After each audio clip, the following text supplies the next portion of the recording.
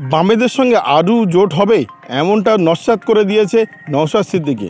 অন্যদিকে গতকাল মুখ্যমন্ত্রী মমতা বন্দ্যোপাধ্যায় উত্তরবঙ্গে সফরে দুটি জনসভা করেছিল। তার মধ্যে একটি জনসভা ছিল কোচবিহারে, অন্যটি জনসভা ছিল জলপাইগুড়িতে। বিজেপিকে এক হাত নিয়ে তীব্র আক্রমণ করেছেন মমতা বন্দ্যোপাধ্যায়। অন্যদিকে আবার ফের মমতা বন্দ্যোপাধ্যায় আমাদের রাজ্যের বাইরে ভিন রাজ্যে গিয়েও প্রচার করবেন ভোটের। কোথায় সফর করবেন সব বিস্তারিত জানাবো। আপনারা দেখছেন top Barasat news YouTube channel. এবার আসি মূল খবরে। ডায়মন্ড হারবার থেকে লড়ছেন না আইএসএফ নেতা নওশাদ সিদ্দিকী। একই সঙ্গে জানিয়ে দিয়েছেন কোনো জোট হচ্ছে না বামফ্রন্ট এবং কংগ্রেসের সঙ্গে। লোকসভা নির্বাচনে একাই লড়বে আইএসএফ। গতকাল অর্থাৎ বৃহস্পতিবার দুপুরে বামেদের সঙ্গে জোট ভেঙে লোকসভা নির্বাচনে একাই চলার ডাক দিয়েছে আইএসএফ। এমনকি জোট ভাঙার জন্যে বামেদের কাঠগড়ায় তুলেছেন নওশাদ সিদ্দিকী। বৃহস্পতিবার 6 লোকসভা কেন্দ্রে এবং ভগবান উপনির্বাচন কেন্দ্রে প্রার্থী তালিকা প্রকাশ করেছে ইন্ডিয়ান সেকুলার ফ্রন্ট অর্থাৎ আইএসএফ। যাদবপুর থেকে সায়নী ঘোষ, সৃজন ভট্টাচার্য এবং অরিন্দম গঙ্গোপাধ্যায়ের সঙ্গে লড়বেন অ্যাডভোকেট নূর আলম খান। বালুরঘাট থেকে লড়বেন মুজামিল হক। উলুবেড়িয়া থেকে লড়বেন মফিকুল ইসলাম। ব্যারাকপুরে বিজেপি অর্জুন সিং, তৃণমূলের পার্থ ভৌমিক এবং সিপিএমের গার্গী চট্টোপাধ্যায়ের বিপরীতে লড়বেন আইএসএফের অ্যাডভোকেট জামিল হোসেন। ডায়মন্ড হারবার থেকে লড়ছেন না আইএসএফ নেতা নওশাদ সিদ্দিকী। তৃণমূলের অভিষেক বন্দ্যোপাধ্যায়ের বিপরীতে লড়বেন আইএসএফ প্রার্থী অ্যাডভোকেট মজনু লস্কর। বসিরহাটে লড়বেন আক্তার আলী বিশ্বাস। মুর্শিদাবাদ ভগবানগোলা উপনির্বাচনে বিধানসভায় প্রার্থী হচ্ছেন মোহাম্মদ মুর্শিদুল আলম। নওশাদ সিদ্দিকী বলেন, আমরা লোকসভা নির্বাচনে বামেদের সঙ্গে কোনো জোট করছি না। ওদের অনেক সময় দেওয়া হয়েছিল, কিন্তু যা বুঝলাম তাতে ওরা জোটে আগ্রহী নয়। আমরা প্রয়োজনে মুর্শিদাবাদ আসন থেকে প্রার্থী তুলে নিতাম। যাদবপুরের সমস্যা মিটেও গিয়েছিল, কিন্তু বামেরা যদি বলে সবটাই ছেড়ে দিতে হবে তাহলেই তো সমস্যা। তাই একাই লড়ার সিদ্ধান্ত নিয়েছি। লোকসভা ভোটে আইএসএফের সঙ্গে বামেদের জোট হবে কি না তার জল্পনা চলছিল বেশ কয়েকদিন ধরে। শুরু হয়েছিল প্রার্থী ঘোষণার প্রথম দিন থেকেই। বাম এবং আইএসএফ দুপক্ষই কিছু আসনে প্রার্থী ঘোষণা করে। জোটের ব্যাপারে সিদ্ধান্ত চূড়ান্ত করতে বৃহস্পতিবারের সময়সীমা বেঁধে দিয়েছিল নওশাদ সিদ্দিকী। সেই সময়সীমাতেও সমঝোতা চূড়ান্ত হয়নি। তারপরেই একা লড়ার সিদ্ধান্ত নিয়েছে আইএসএফ। আবারও বলছি, বামফ্রন্ট এবং কংগ্রেসের সঙ্গে জোট হচ্ছে না আইএসএফ, একাই লড়ার সিদ্ধান্ত নিয়েছে, এমনটা জানিয়েছে গতকাল নওশাদ সিদ্দিকী। তাই গতকালকে উপনির্বাচনেরও একটি প্রার্থী ঘোষণা করেছে ভগবানগোলায়। এছাড়া যাদবপুর থেকে লড়বেন অ্যাডভোকেট নূর আলম খান। বালুরঘাট থেকে লড়বেন মুজামিল হক। উলুবেড়িয়া থেকে লড়বেন মফিকুল ইসলাম। ব্যারাকপুরে লড়বেন অ্যাডভোকেট জামিল হোসেন। ডায়মন্ড হারবার থেকে আইএসএফ বিধায়ক নওশাদ সিদ্দিকী লড়বেন না, এই কথা গতকালই জানিয়ে দিয়েছে। তৃণমূলের অভিষেক বন্দ্যোপাধ্যায়ের বিরুদ্ধে লড়বেন আইএসএফ প্রার্থী মজনু লস্কর, এমনটা জানিয়েছে গতকালকের সাংবাদিক সম্মেলন থেকে। গতকালকে মুখ্যমন্ত্রী মমতা বন্দ্যোপাধ্যায়ের জনসভা ছিল উত্তরবঙ্গে দুইটি জনসভা থেকে বিজেপিকে তীব্র আক্রমণ করেছেন তিনি। লোকসভা ভোটের নির্ঘণ্ট ঘোষণার পর বৃহস্পতিবার প্রথম ভোটের প্রচারে রাজ্যে এসেছেন প্রধানমন্ত্রী নরেন্দ্র মোদী। কোচবিহারে বিদায়ী সাংসদ তথা কেন্দ্রীয় স্বরাষ্ট্র প্রতিমন্ত্রী নিশীথ প্রামাণিকের সমর্থনে জনসভা করেছিলেন তিনি। কোচবিহারে আরও একটি সভা ছিল মুখ্যমন্ত্রী মমতা বন্দ্যোপাধ্যায়ের। সেই সভাতে মাথাভাঙায় বাংলার প্রতি কেন্দ্রীয় বঞ্চনা নিয়ে তিনি বলেছেন, 100 দিনের কাজের টাকা 3 বছর ধরে দিচ্ছে না।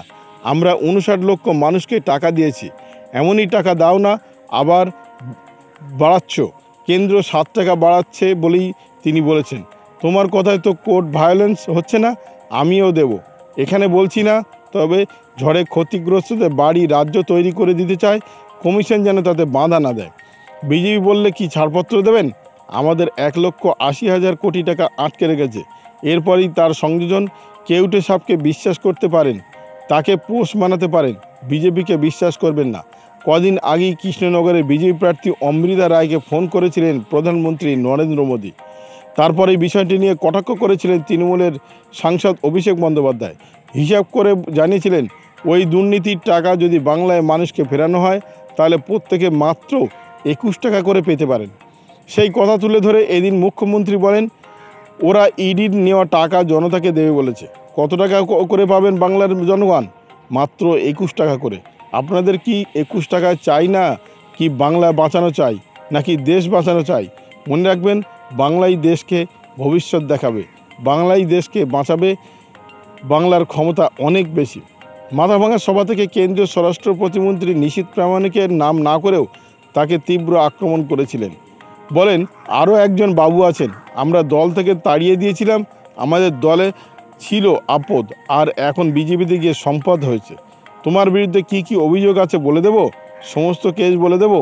তুমি নাকি দেশের স্বরাষ্ট্রমন্ত্রী, তুমি দেশের কলঙ্ক, নিজে রাজা সেজেছো, আর কোচবিহারের জন্য কিছুই করনি। আবারও বলছি, মুখ্যমন্ত্রী মমতা বন্দ্যোপাধ্যায় তীব্র আক্রমণ করেছেন বিজেপি, বামফ্রন্ট এবং কংগ্রেসকে। তিনি বলেছেন, বিজেপি, বামফ্রন্ট, কংগ্রেসকে ভোট দেওয়া উচিত নয়, কেননা এরা একে অপরের পরিপূরকের অবস্থায় রয়েছে।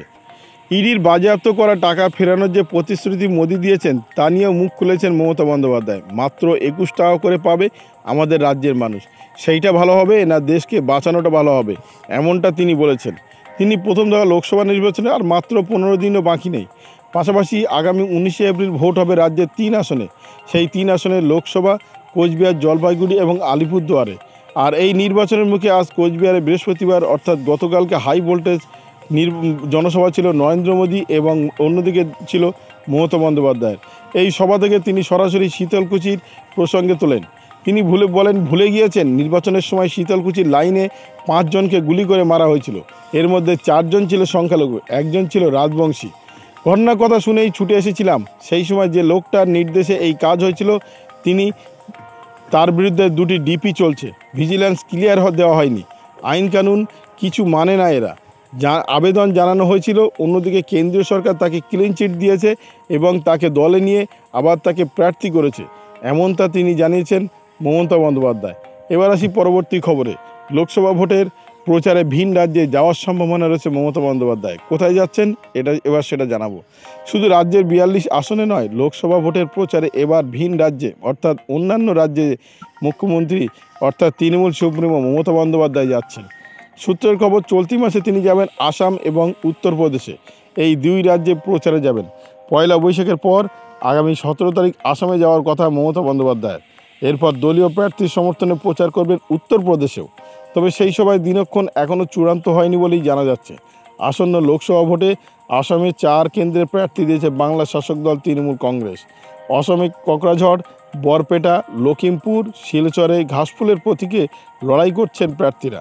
সে রাজ্য থেকে রাজ্যসভায় তৃণমূলের সাংসদ সুস্মিতা দেবের নেতৃত্বে নির্বাচন কমিটি করে প্রার্থী বাছাই করা হয়েছে। সেই 4 প্রার্থী গৌরীশঙ্কর সরনিয়া, আব্দুল কালাম আজাদ, ঘনকান্ত চুতিয়া এবং রাধাশ্যাম বিশ্বাসের সমর্থনে প্রচার করতে মমতা বন্দ্যোপাধ্যায় আসামে যাবেন। আগামী 17 তারিখ থেকে তার আসাম সফর শুরু হচ্ছে বলেই জানা যাচ্ছে। তবে সেখানে কতদিন থাকবেন, কোথায় সভা করবেন সেসব এখনও প্রকাশ্য আসেনি। এছাড়া মেঘালয়ে তৃণমূলের প্রার্থী লড়ছেন, সেখানেও তিনি যেতে পারেন। অন্যদিকে উত্তরপ্রদেশের ভদোহী আসনটি এবারের ভোটে সমাজবাদী পার্টি তৃণমূলের জন্য ছেড়েছে। সেখান থেকে ঘাসফুল শিবিরের প্রার্থী ললিতেশপতি ত্রিপাঠীর নাম ঘোষণা করা হয়েছে। তার হয়ে ভোট চাইতে উত্তরপ্রদেশে প্রচার করতে যেতে পারেন মমতা বন্দ্যোপাধ্যায়। 19-এর লোকসভা ভোটের আগেও তৃণমূল নেত্রী ভিন রাজ্যে গিয়ে দলীয় প্রার্থীর সমর্থনে প্রচার করেছিলেন। এবার অবশ্য তিনি সামান্য অসুস্থ, বাইরে প্রচারে যাওয়া নিয়ে সংশয় ছিল। তবে সেসব উড়িয়ে দিয়ে তৃণমূল সূত্রের খবর, এবারে অন্তত 2টি রাজ্যে প্রচার করতে যাবেন, একটি আসাম, একটি উত্তরপ্রদেশ। তবে মেঘালয়েও যেতে পারেন। মেঘালয়ে প্রার্থী রয়েছে, তৃণমূল কংগ্রেসের প্রার্থী রয়েছে, সেখানেও যাওয়ার সম্ভাবনা রয়েছে, এমনটা বিভিন্ন সূত্রে জানা যাচ্ছে। তবে গেলে অবশ্যই আমরা পরবর্তী ভিডিও জানানোর চেষ্টা করব।